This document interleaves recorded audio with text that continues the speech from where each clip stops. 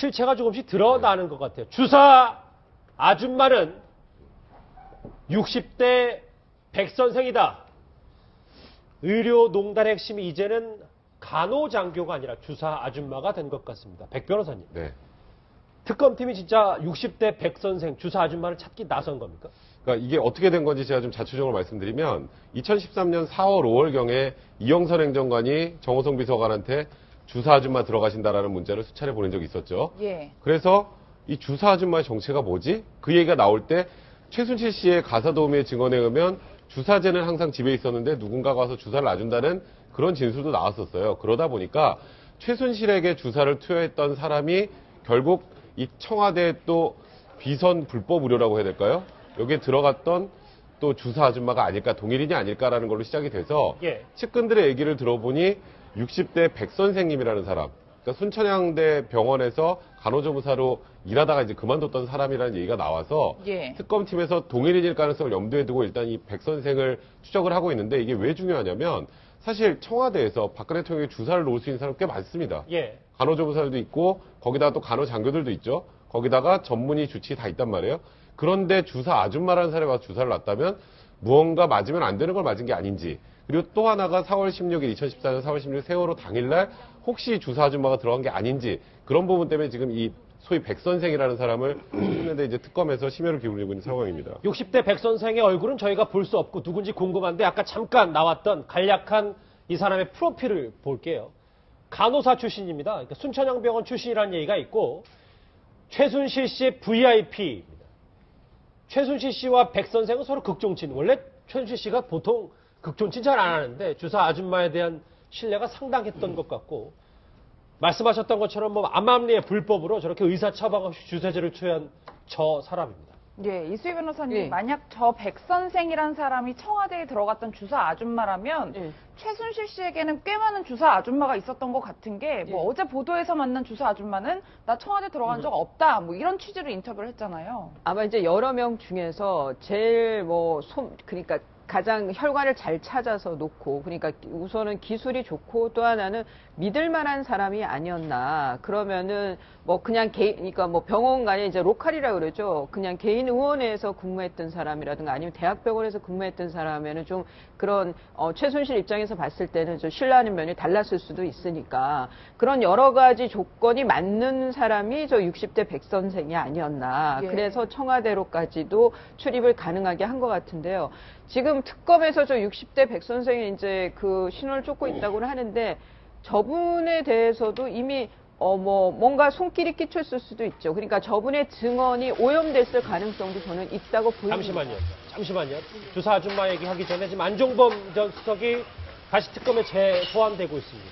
한 이틀 전인가는 이제 불출석 사유서를 내고 특검의 모습을 나타내지 않았는데 이 시각 대치동 특검 사무실 안종범 전 수석이 저렇게 초췌한 모습으로 재소환돼서 특검의 조사를 받으려고 하고 있습니다. 뭐 안종범 전 수석 같은 경우는 백 변호사님 네. 대통령에 시켜서 했다라고 이제 순수 지금 자백하는 상황이잖아요. 그러니까 지금 자백하는 상황에서 오늘 불려 들어간 이유는 결국 국민연금이 삼성물산과 제일모직 합병에 찬성하는데 압력을 행사한 게 일단 확인된 건 문영표 전 보건복지부 장관이지 않습니까? 예. 그럼 그 윗선이 있지 않을까? 그리고 안종범 수석도 그와 관련된 그 박근혜 대통령이 쓴 VIP 그 노트에 보면 뒤쪽에 보면 국민연금에 그런 부분 찬성하는 거를 좀 지시하라는 내용들이 있었다는 얘기가 나오거든요. 그럼 결국 맨 윗골인 박근혜 대통령부터 지시가 시작이 돼서 이 삼성의 합병과 과정된 그 정부의 입김이 작용한 게 아니냐는 의혹을 받고 있는데 그 부분과 관련된 오늘 수사가 진행될 거라는 얘기가 지금 나오고 있는 상황입니다. 방금 전 대치동 특검 사무실 화면 같이 보셨습니다. 다시 돌아오죠. 다시 돌아오고 있습니다. 그러면 이 청와대의 주사 아줌마가 결론적으로 최순실의 주사 아줌마인지를 하나하나 파헤쳐야 될 것 같은데요. 이제부터 채널A의 단독 녹취록을 공개합니다. 최순실 씨의 전 가사 도우미의 증언입니다. 최순실 씨의 그간 일거수일투족을 가장 잘 알고 있겠죠, 이 사람이요. 주사 아줌마에 대해서도 이렇게 증언했는데요. 그 목소리 집중해서 들어보시죠. 주사를 잘 나왔으면 그더라고.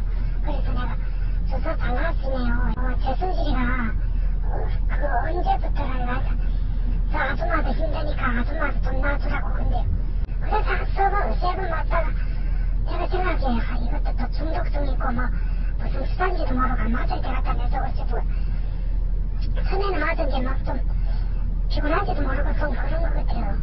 시원해지도 갔을 때도 막 괜찮아 그러더라고. 혹시나 중독성 있는 거 아니야 네 그렇게 그런 걱정하지 말라고. 네, 민 원장님 뭐 중독성에 대해서는 걱정하지 말라 뭐 이런 취지로 얘기를 했다고 하는데 예. 그렇다면 박 대통령에게도 이런 식으로 접근을 했다고 볼 수 있을까요? 글쎄요, 박근혜 대통령한테 만약에 했다 하더라도 대통령한테 이런 말씀을 드릴 수 있을까 하는 의구심은 씁니다. 근데 어찌됐건 간에 지금 문제는 주사 아줌마가 또 한두 분도 아니고, 맞아요. 예, 이분 중에 아무튼 청와대를 안 간 분도 있고 가신 분도 있을 확률이 굉장히 높은데 굉장히 조심스러운 대목입니다.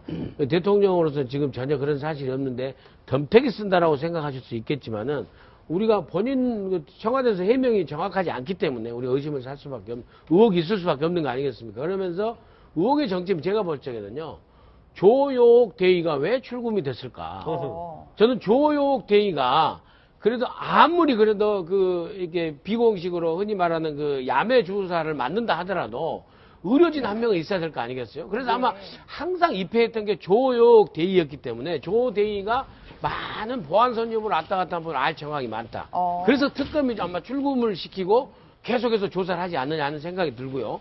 그 다음에 이제 제 판단입니다. 그런 생각이 들고, 그 다음 주사 아줌마 얘기는 최순실이나 이런 사람한테 이렇게 편하게 얘기할 수 있겠지만은 대통령한테는 뭐 중독성이니까 이렇게 할 수밖에 없다. 되게 좀 무리하지 않느냐. 저는 그런 판단이 듭니다. 고 박사님 그럼 다시 네. 핵심으로 가볼게요. 왜냐하면 우리가 주사 아줌마라는 존재를 알게 된 게 정호성 전 비서관의 문자 메시지였잖아요. 그렇죠. 그 시점과 백 선생이라고 60대 백 선생이 최순실 씨 일가를 들락날했던 시점이 비슷하니까 이런 건 합리적 추론이 가능하지 않을까 해서요. 그러니까 그 이영선 전 행정관이 정호성 비서관한테 그 문자 메시지를 보낸 게 2013년 4월경 아닙니까? 그래서 예. 주사 아줌마 들어가십니다.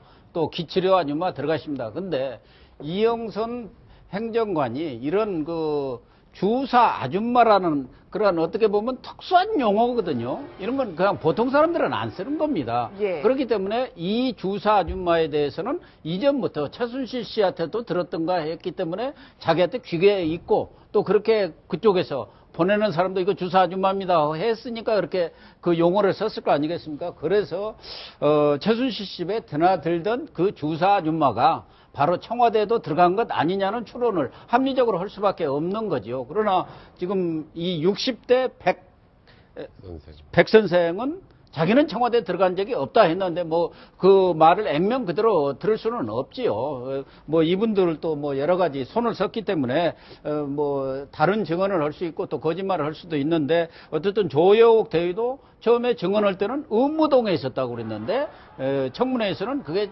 자기 기억이 잘못했다, 의무실에 있었다. 왜 의무동에 있었다고 한다면 바로 대통령 옆에 있었기 때문에 예. 들락거리는 사람이라든가 이런 것을 충분히 알 수 있는 위치에 있었기 때문에 좀 이런 증언 과정에서 뭔가 외부의 영향력, 뭐 외부의 힘이 작용했지 않느냐는 그런 의구심을 사고 있는 거 아니겠습니까? 그래서 어쨌든 이 주사 아줌마에 대한 실체 또 그 부분을 특검에서 명확히 밝혀야 하는데 지금 60대 아줌마가 아니고 지금 최순실 씨, 최순득 씨, 장시호 씨에 드나드는 주사 아줌마가 복수라고 본다면은 예. 그 중에 한 명이 아니겠느냐 이렇게 추론할 수밖에 없죠. 제가 하나만 좀 바로 잡고 가야 될 것 같은데, 아까 이제 청와대 들어간 적이 없다는 거는 이제 백 선생이 아니라 이제 다른 또 주사 그렇죠. 아줌마고요. 주사 아줌마가 많으니까. 너무 여러 명이니까 지금 막 그렇게 되는 것 같은데, 지금 일단은 최순실 입장에서도, 그러니까 박근혜 대통령 입장에서도 가장 뭐 주사를 잘 노는 사람을 찾지 않았겠어요? 그러다 보니까 지금 백 선생일 가능성이 제일 높다라고 해서 지금 특검이 추적하고 있는 거라는 걸 제가 좀 확인시켜드려요. 자, 그러면 아니, 지금 이게 2013년 4월, 5월에 주사 아줌마 들어가신다라는 문자라는 거 아니에요? 그때가 주치의가 이병석 주치의예요. 그런데 이병석 주치의는 태반 주사를 자기가 대통령이 요구했지만 거절했다라고 했단 말이에요. 그렇죠. 그러니까 주치의가 처방이 안 나오니까 그러니까 주사 아줌마를 불러가지고 맞아야 했던 거죠. 이제 청와대 최순실 단골 주사 아줌마가 청와대 갔을까의 개연성이 크고 그런 거죠. 그러니까 그 처방은 그러면 어디 가서 받았느냐. 사무원에서 그러면 받아가지고 온 게 되는 거죠. 그러면 주치의는 안 된다고 했던 주사를 비선 의료진을 통해가지고 대통령이 주치의한테 알리지도 않고 지금 주사를 맞은 게 되는 거예요. 그래서 이게 더 심각한 상황이라는 거죠. 이해가 됐어요. 가사 도우미 단독 증언 또 하나 들어보겠습니다. 최순실 씨 집안을 드나들면서 갖가지 시술을 해줬던 사람이 한둘이 아닌 것 같습니다. 원장님으로 불리는 할아버지까지 있었다고 하는데요. 가사 도우미 이렇게 얘기했습니다. 할아버지랑 뭐 피가 제일 많이 나는 것 같아. 뭐 그저 분석이도 툭툭 뜨지 않았고 그 까는 데도 뜨지 않았고 까고 받은 데도 자기 심지어에 지금 그 이불에도 그 피를 잘 묻히냐고 해요. 근데 뭐 하여튼 이래 하고 나면 내가 청소하면 뭐 네가 이렇게 가수 같은 묻히는 그런 종이를 좀 그런 거 있고 자격증에 닦고 있는 종이를 그런 거는 있고 그런 거 나서 조심해가 내 손에 묻을까봐 항상 좀 조심하지. 네, 민 원장님 뭐 증언에 따르면 의료 목적으로 최순실 씨의 집에 각종 사람들이 드나든 것으로 보이는데 조심스럽게 추측해 봤을 때 이런 사람들이 청와대에 뭐 보안 손님으로 들어갔을 가능성이 있을까요? 그런 가능성이 충분히 있죠. 그렇게 의혹도 지금 제기되고 있는 거고요. 그래서 다시 말씀드리지만 최순실 씨가 개인적으로 간호사 자격증 있는 분한테 이렇게 해서 영양주사든지 무슨 태반주사든지 맞은변은 하나도 문제가 안 되지 않습니까? 그거는 그런데 뭐 국정농단과는 상관이 없는 전혀 거죠. 관계가 없죠. 근데 자기 집에서 아주 친분 있는 이런 주사분들, 이제 주사 아줌마나 뭐 원장님들 이런 분들을 최순실 씨가 보안 손님으로 해가지고 청와대를 들락달락 했다 하면은 문제가 굉장히 되는 거죠. 그래서 지금 국조위원들이나 특검이나 검찰에서 자꾸 청와대의 경호실, 경호일지, 특히 관저의 경호일지는 무조건 기록하게 돼 있다는 거 아니겠습니까? 예. 그래서 그걸 좀 들여다보자는데 압수수색이든 현장 조사든 그게 잘 안 되고 있는 거죠. 예, 그래서 의혹이 여전히 남아 있는 겁니다. 글쎄 지금 보면 주사 아줌마 빼고도 원장님, 할아버지라고 불리는 사람까지 있었다는데 그러면 도대체 이런 주사 아줌마는 구체적으로 어떤 사람들이 얼마나 많을까요? 미용업계 종사자 얘기 한번 같이 들어보시겠습니다. 비일비재하게 많을 거예요, 지금. 드러나지 않아서 그렇지. 예. 전직 간호사들, 나이가 좀 있으신 분들. 현장에서 지금 못 뛰시는 분들. 집에서 이제 아기 낳고 나면 다들 들어가지 못하잖아요. 근데 이게 전문의약품이라서 그냥 약국에서, 시중약국에서 못 사는 거잖아요. 그래서 통해서 좀 뭐 식구들이 맞겠다 뭐 이러면서 빼오지 않을까요? 그러니까 결국은 불법을 스스로 박근혜 대통령이 자초한 거다. 그렇죠. 뭐 사실은 뭐 미용실이라든가 사우나 같은 데서 그 야매로 우리가 속된 말로 야매라고 하지 않습니까? 불법, 야매로 예. 쌍꺼풀 수술도 하고 뭐 여러 가지 무슨 부항 치료라든가 이런 것들을 하는 경우도 많습니다. 저도 군대에서 유생병을 했기 때문에 그 전방 같은 데는 의사가 없어요. 그렇게 되면은 유생병들이 대면봉사 차원에서 가서 주사도 놔주고 뭐 저도 정맥 주사 뭐 피하 주사 웬만한 그 시골 분들 그 무슨 칼로 몸을 다쳤다든가 할 땐 꿰매도 주고 뭐 그랬었는데 이거 자체가 사실은 의사의 처방이 없으면 군의관의 처방이 없으면 불법이거든요. 예. 근데 더군다나 대통령의 국가 원수의 그러한 진료라는 것은 그래서 주치의가 있고 수많은 명의라고는 그 자문의들을 두고 있는데 그 자문의 체제가 완전히 무너져서 그 밖에 그런 공식적인 의료 체계 밖에서 말하자면 소위 어떤 전문성이 부족한 그런 뭐 주사 아줌마든 누가 기치료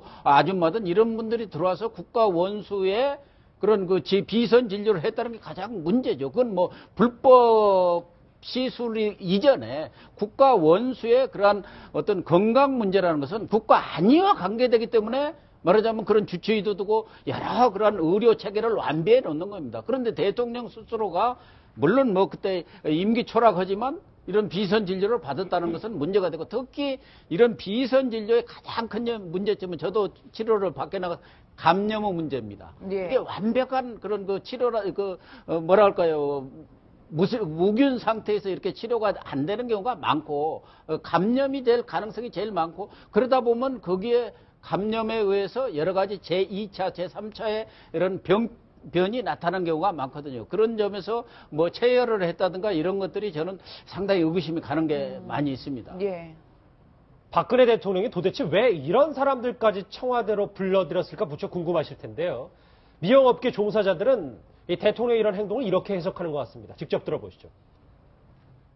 왜냐면 그 사람 옛날 사람이에요. 세상은 너무 많이 변했는데 아직도 이게 뭔지도 모르고 그냥 한 거죠. 편하니까.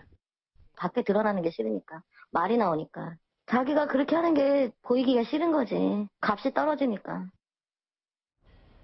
그러니까 이 의료가 발전하는 속도를 대통령이 따라가지 못했다는 게 미영업계 관계자 일단 저분의 주장인데, 네. 근데 우리가 간호장교 때까지만 하더라도 그게 비선 의료진인가 했는데 이 주사 아줌마는 떨어져도 한참 격이 떨어진 거 아니겠어요? 계속 생각할수록 그런데요. 그렇죠. 대신 이제 편한 사람, 동네에서 이렇게 편한 분들에서 민간 치료 수준에서 이렇게 쭉 하신 걸로 해서 대통령께서 상당히 이 부분도 공사를 구분 못 하신 그런 측면이 있는데, 그 대통령께서 원래요, 은둔 생활하고 이럴 적에 이정규 씨라고 서대문 구청장 하신 분이 있어요. 청와대 서기관으로 근무해가지고 나중에 서울시로 나왔는데 80년대 박정희 대통령 사망 이후에 박근혜 대통령이 혼자 계실 적에 그 이정규 전 서대문 구청장이 박근혜 대통령에게 단전 호흡하고 지금 화면에 나오는 저거 그렇죠, 아닙니까? 그렇죠. 저 책을 비디오 테이프하고 갖다 드렸어요. 아하. 혼자 이렇게 어렵게 상당히 돌봐줄 사람도 없고 하는데 심신 단련을 하시라고. 그런데 그 이정규 씨의 증언에 의하면은 박근혜 대통령이 한 몇 년 뒤에 보니까 거의 완전 수준에 올랐다는 거예요.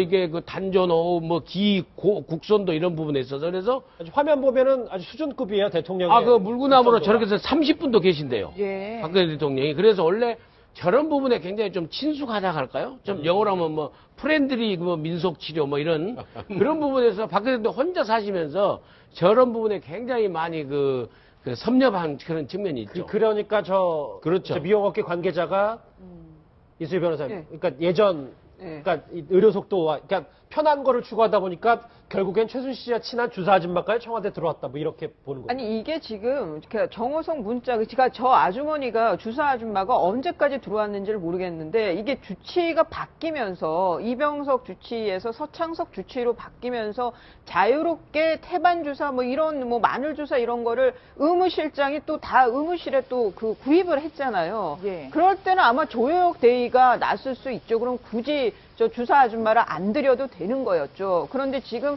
정호성 문자가 나온 거는 2013년 5월, 6월 경이기 때문에 이때는 주치의가 마늘 주사 안 된다라고 한 거기 때문에 그래서 조효혁 대의한테 그렇게 봐줄 수가 없고 주사 아줌마가 들어온 게 아닌가. 예. 그렇다 그러면은 저는 이제 좀 다른 면으로 보는 거죠. 그러니까 미용 시술은 이 미용 관계자 말대로 이게 안 한 듯이 보이고 싶어서 그래서 이렇게 밝히지 않고 이렇게 이제 좀 은밀하게 시술을 받은 거고 이 주사 부분은 주치의가 처방을 안 내려주니까 저렇게 한 것이 아닌가 저는 좀 달리 보고 있습니다. 예, 이 주사 아줌마 문자 말고 또 다른 문자가 공개가 됐는데 대통령 체열한 거 내일 잘 챙기겠습니다. 이런 문자가 확인이 됐는데 대통령 혈액이 반출됐다는 걸 확인했다 이렇게 볼 수 있을까요? 지금 이 대통령 혈액이 반출됐다는 건 얼마 전에 기사 한번 나섰죠. 예. 그 시점은 2013년 9월 2일입니다. 그렇죠. 보건당국에서 밝힌 거. 예. 그거보다 지금 4개월 전에 맞아요. 또 한 번 그러니까 박근혜 대통령이 체열해서 피가 바깥으로 나갔다는 거를 알려주는 방증이죠. 예. 그 당시에 이제 김상만 원장이 청와대에서 그런 얘기했죠. 면역 기능에 대해서 안 좋은 증표가 있어서 호르몬 검사를 했었다. 그랬죠. 근데 이게 그 전에도 4개월 전에 또 나갔다면 이게 과연 검사만을 위해서 나간 것인지. 이거는 아까 주사 아줌마보다 훨씬 큰 문제입니다. 대통령 혈액이 이렇게 정말 주치의나 자문의를 전혀 거치지 않고 바깥으로 나간 거잖아요. 이 피가 어떻게 사용됐는지. 그래서 일각에서 의구심을 가지고 있는 건 창원병원에서 이제 면역세포 활성화 관련된 치료기법을 가지고 있었는데 그게 아직 합법적이 되지 않은 면역세포를 활성화해서 재주사하는 그런 게 있다라고 하더라고요. 네. 그걸 했다면 이건 또 불법 시술이 또 하나 또 추가되는 거거든요. 거기다가 그거는 부작용이 생길 수 있는 부분이기 때문에 이 부분 지금 박근혜 대통령의 피가 또 바깥으로 나갔다라는 부분은 지금 앞에 주사 아줌마보다 한결 더 큰 문제라는 생각이 들고요. 또 하나는 이게 지금 2014년 5월 말 밤 11시 정도에 온 문자입니다. 그렇죠. 그러면은 이 주사 아줌마가 들어간 시간대하고 좀 비슷합니다. 그럼 이 박근혜 대통령의 피는 누가 뽑았을까? 이건 역시 주사 아줌마라는 사람이 뽑았을 가능성도 있어요. 지금 간호장교들이 뽑지 않았다면. 그러니까 진짜 비선, 우리가 모르는 그림자 그렇죠. 의료진, 주사 아줌마가 체열까지 책임졌을 수도 있다. 그러니까 아주 간단하게 생각해서 주치의가 대통령의 피가 막 바깥으로 나가는 걸 가만두겠어요? 그건 당연히 가만두지 않죠. 그럼 간호장교도 이런 부분에 대해서 문제제기할 수 있습니다. 그러니까 이 모든 게 주사 아줌마하고 이 혈액 나가는 게 같이 섞어서 같이 이루어진 게 아닌가라는 의구심을 가질 수밖에 없는 겁니다. 그런데 일반인의 상식선에서도 5월에 혈액을 뽑고 9월에 뽑고 그러니까 네. 4개월 만에 피를 뽑는다. 너무 잦은 빈도수 아닌가요? 그리고 저번에 그 청문회에서 이런 얘기 나왔었죠. 7월경인가 또 건강검진 한번 합니다. 박근혜 대통령이. 예. 그러면 그때도 뽑으셨겠죠. 그러니까 이 피가 지금 그럼 거의 한두 달에 한 번씩 체열이 돼가지고 바깥으로 나갔다는 의미잖아요. 이 당시에. 그렇네요. 그러면 이게 단순히 건강검진이나 호르몬 관련 검사를 위한 목적이었을까? 그 목적에 대해서 의구심을 가질 수밖에 없는 겁니다. 그래서 이 차원병원에서도 박근혜 대통령의 혈액을 가지고 그 당시에 검사를 했다는 부분에 대한 진료 차트나 이런 부분도 좀 명확하게 제출할 필요가 있는 것 같고요. 이게 그 당시에도 최순실의 이름으로 검사를 했다라고 지금 차원병원에서 얘기를 했단 말이에요. 정확하게 어떤 내용의 검사가 이루어졌는지 김상만 원장의 말뿐이 아니라 정확한 좀 자료를 좀 확인해야 될 필요가 있지 않을까 생각됩니다. 자, 60대 백 선생의 주사 아줌마 그리고 방금 들으셨던 불법 혈액 반출까지 사실관계를 확인했는데 그럼 최순실 씨가 무자격자인 주사 아줌마까지 대통령에게 소개한 게 이렇게 보면 사실이라면 좀 더 깊게 따져봐야 할 이유가 있을 것 같습니다. 대통령의 이런 행동들 이 의료 전문가 말고 전역 전 의원은 이렇게 해석하기도 했습니다. 같이 들어보시죠. 아버지가 최순실로 박근혜 대통령을 사로잡았다면은 최순실은 이세로서 박근혜라는 굉장한 자산을 아버지한테 물려받은 겁니다. 여성이라는 성이 같다는 점을 충분히 활용했죠. 모든 장친구부터 모든 생활을 완벽하게 챙겨줌으로써 미용이라든지 아름다움이라든지 이런 거에 대한 어떤 본능을 이렇게 부추기면서 수면 유도제 같은 거라든가 이런 거를 통해 가지고 그 박근혜 대통령을 또 약물로서도 또는 여러 가지 미용 주사제라든가 그런 여러 가지 상황을 통해서 이 권하면서 자신의 권력을 더 공고히 하지 않았을까 이렇게 생각합니다. 뭐 전역 전 의원이 뉴스특급에 출연한 적도 있고 하지만 저 말은 믿고 싶지는 않아요. 왜냐하면 대통령이 약물로 통제를 했다는데 잠을 잘 못 잤다는 얘기는 공공연하게 있었기 때문에 수면이 부족했다. 글쎄 저 얘기를 우리는 어떻게 받아들여야 됩니까? 글쎄요. 최순실 씨가 약물로 박근혜 대통령을 통제했다라고 그러면은 상당히 위험스러운 발언이고 좀 받아들이기가 굉장히 부담이 되는 거 아니겠습니까? 근데 저걸 좀 순화시켜서 얘기하면은 40년 이내에 최순실 씨가 가장 편하게 지내면서 대통령의 건강 관리나 이런 걸 좀 염려하는 측면에서 아주 불법이면서도 아주 그냥 자연스럽게 헌현덕스럽게 이런 주사 아줌마나 이런 그 여러 가지 다른 불법적인 또 비합법적인 이런 민간 치료라고 할까 이런 부분을 대통령한테 그 취임 전에는 당연히 소개를 몇 번 했을 거라고 여겨지고요. 그다음에 이제 출입이 굉장히 어려운 청와대에 입성하신 뒤로도 그럴 가능성을 전혀 배제할 수가 없다. 그렇기 때문에 굉장히 안타깝고 좀 그 뭐라고 할까요? 아무튼 청와대 그 경호 일지를 경호든 의료든 뭐 그 진짜 그 일지를 좀 보고 완전히 다시는 이런 걸 좀 봐야 되지 않나 이렇게 싶습니다. 이렇게 여러 가지 의혹이 제기되는 가운데 박 대통령이 어제 드디어 청와대에서 탄핵 대리인단을 만났다고 해요. 근데 본인이 굉장히 억울하다고 토로를 했다고 하는데 어떻게 봐야 될까요?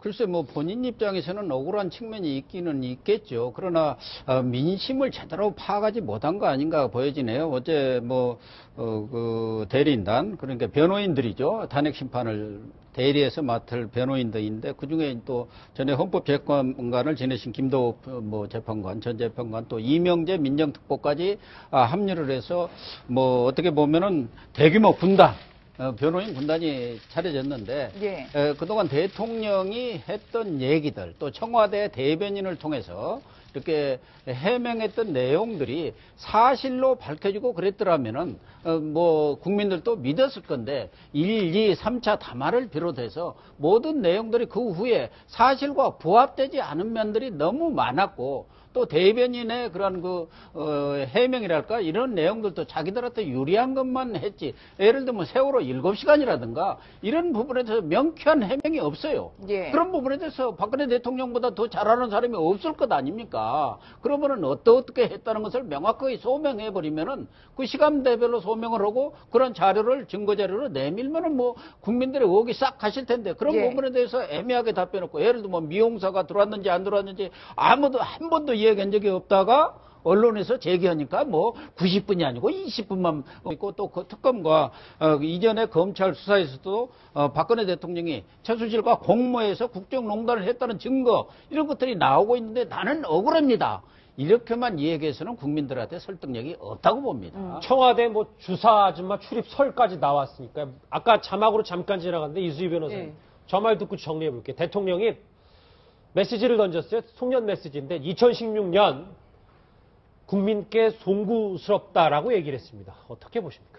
그 뒤에 극복을 위해 저도 노력하겠다라는 뒷말이 있는데 이제 제가 보기에는 뭐 대통령께서는 그 탄핵이 인용될 거라고 예상을 잘 안 하는 것 같고 여하튼 뭐 방어하는 대로 최대 방어하고 본인이 여기에서도 사실관계가 전혀 다른 것도 기정사실화돼 있다는 계속 억울하다는 얘기고 그렇죠. 그리고 그거를 탄핵 심판 그 심리하는 데 있어서 밝혀보겠다는 심중을 계속 보여주고는 계시지만 저는 이 탄핵 심판 변호인단하고 만나서 제일 중요한 게 7시간 세월호 7시간 행적이라든가 예. 아니면 뇌물죄 혐의에 대한 그 KD 코퍼레이션 뭐 정유라 그 친구 아버지 회사 그런 것들에 대해서는 얘기를 못 나눴다는 거 아니에요. 그러면은 그야말로 일종의 의뢰인인데 대통령이 변호인단이 정말 중요하고 아픈 부분들에 대해서 한마디도 서로 못 주고받으면 그거 가지고 어떻게 제대로 변호를 하겠나. 저는 그것부터가 우선 의구심이 많이 듭니다. 예. 변호인들이 정말 첫 번째 답변서처럼 그러니까 구체적인 내용도 별로 없이 국민들 우라통만 터뜨리는 답변서 준비 서면이 계속 올라오지 않을까 저는 더 걱정입니다.